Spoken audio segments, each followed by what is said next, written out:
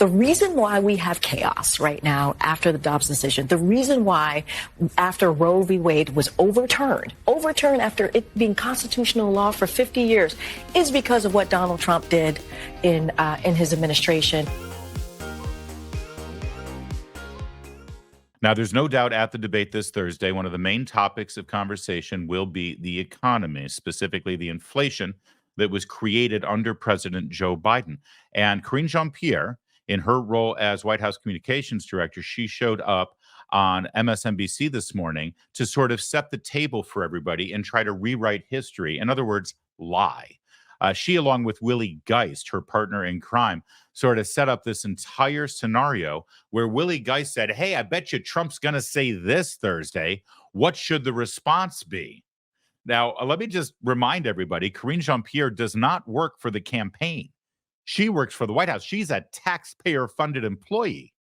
And she's up there playing hypotheticals. Well, if the question is this at the debate, then I think Joe Biden should say this at the debate.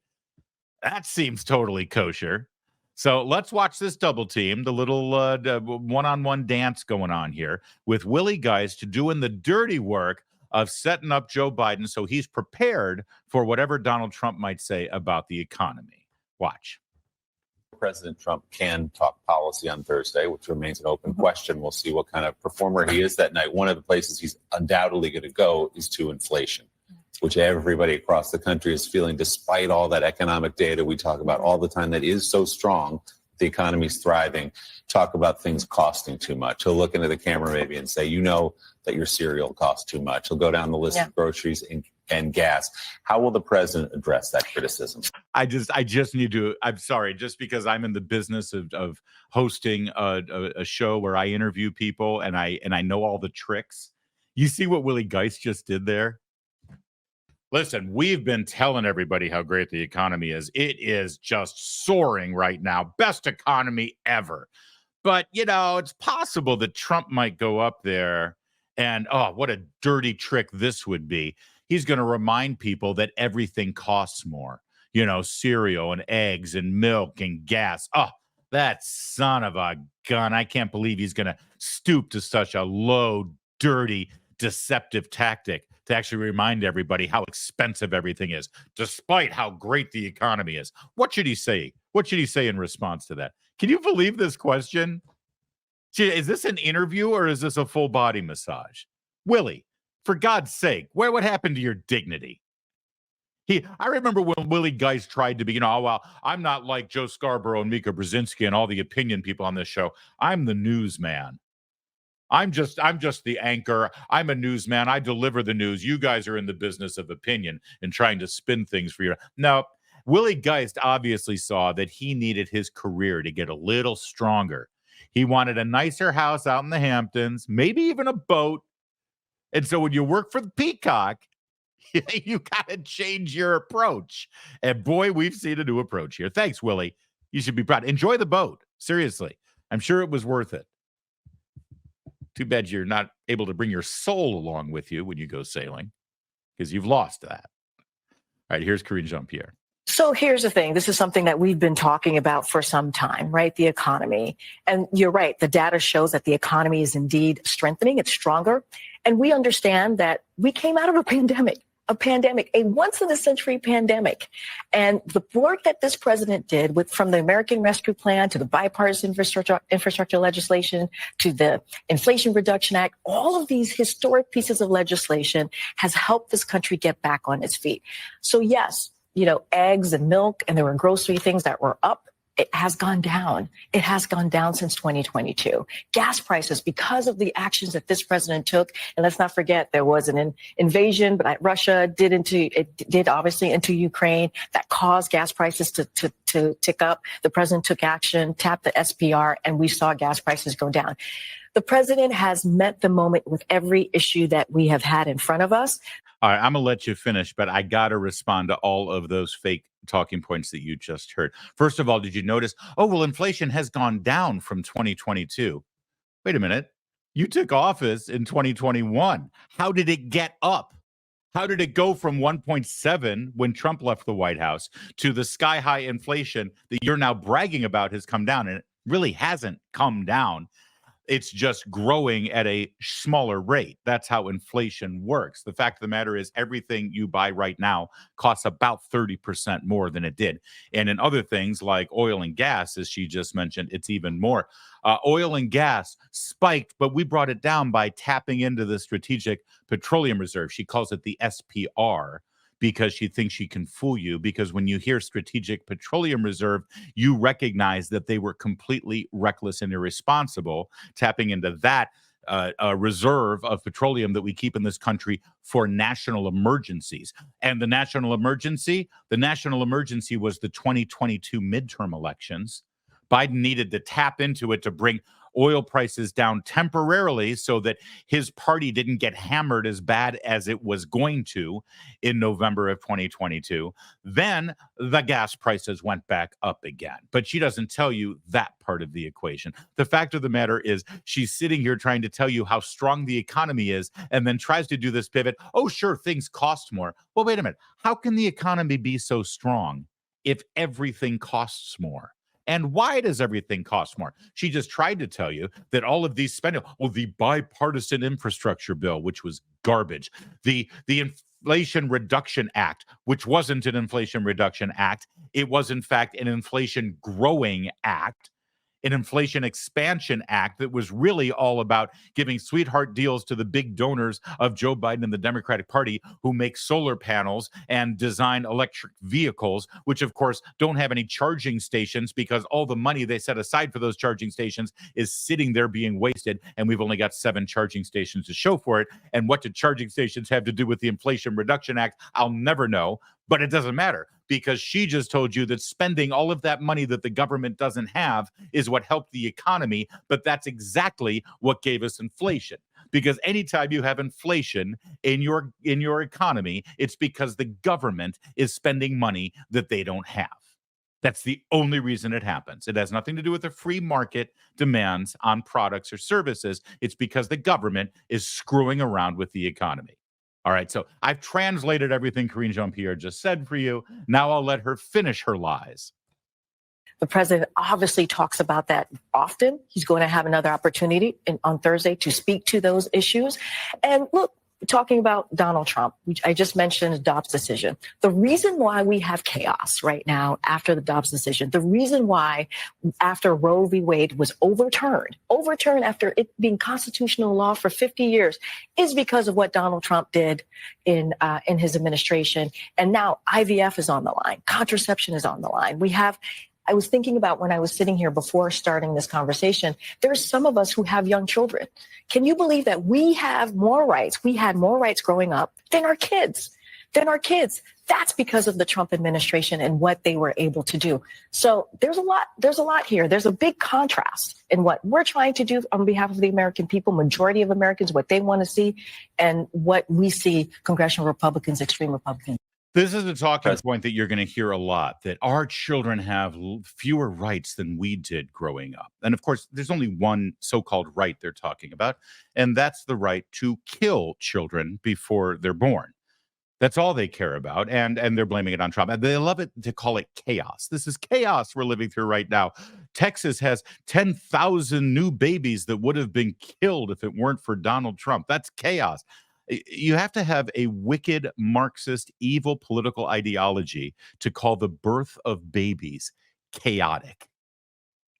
But let's just expand this talking point for a moment.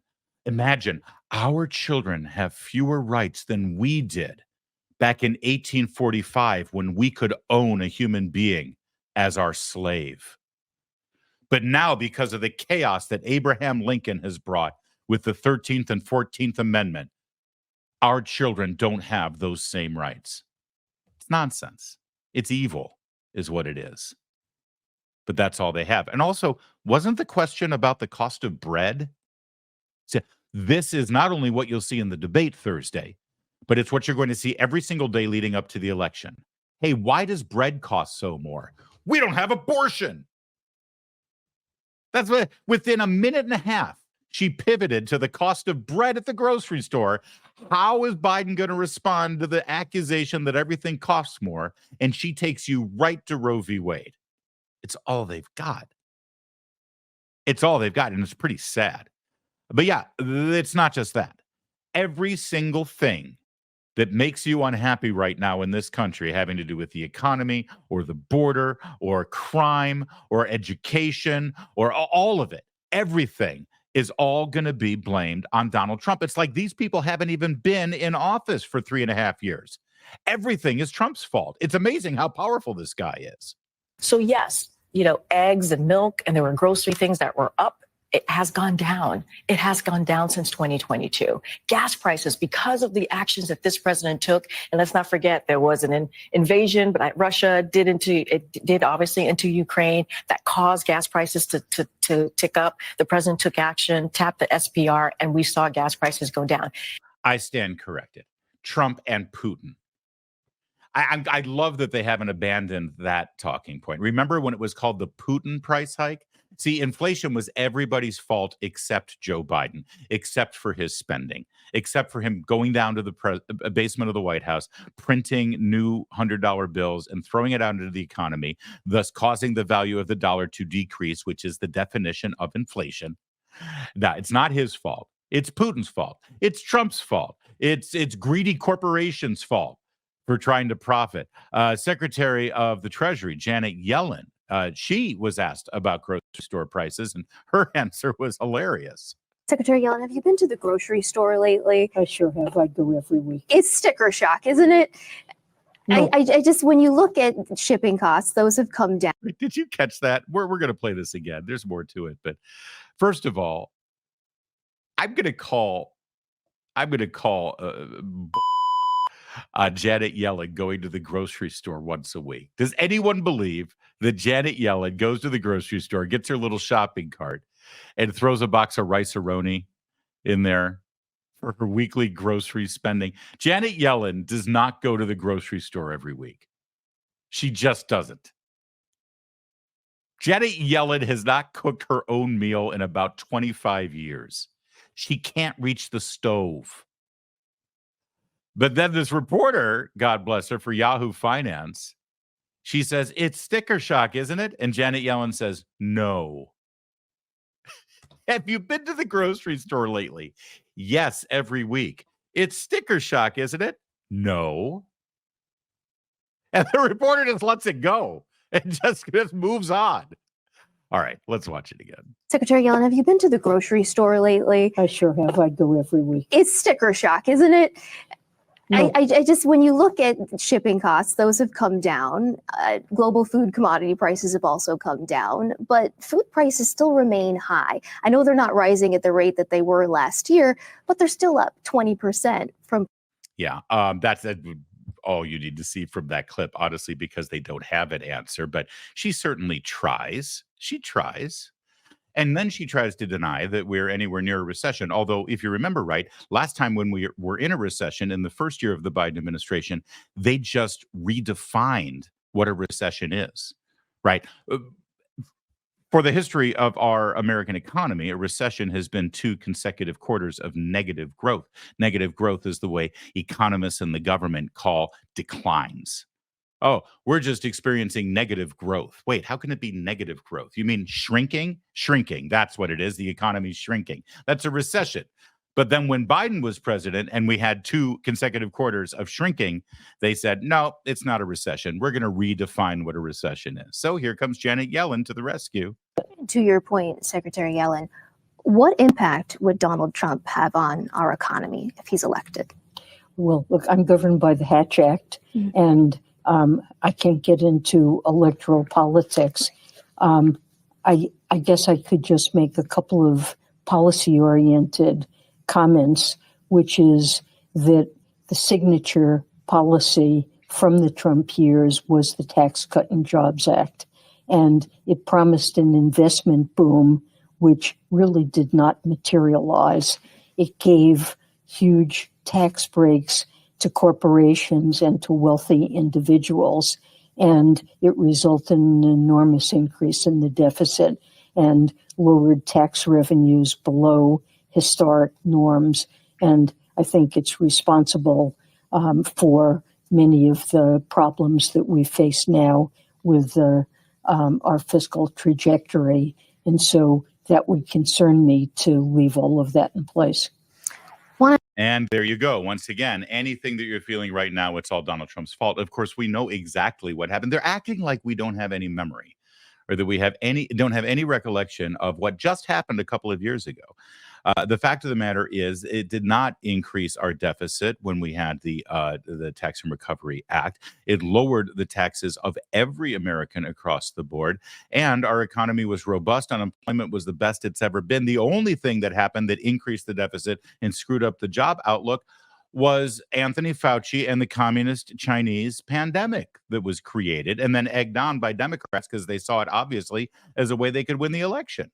It was COVID. Everybody knows that. And they're acting like you don't even remember it. They're acting like you have no brain because they really believe that. They think you're stupid. Perfect example. Once again, here's the Biden spokesperson.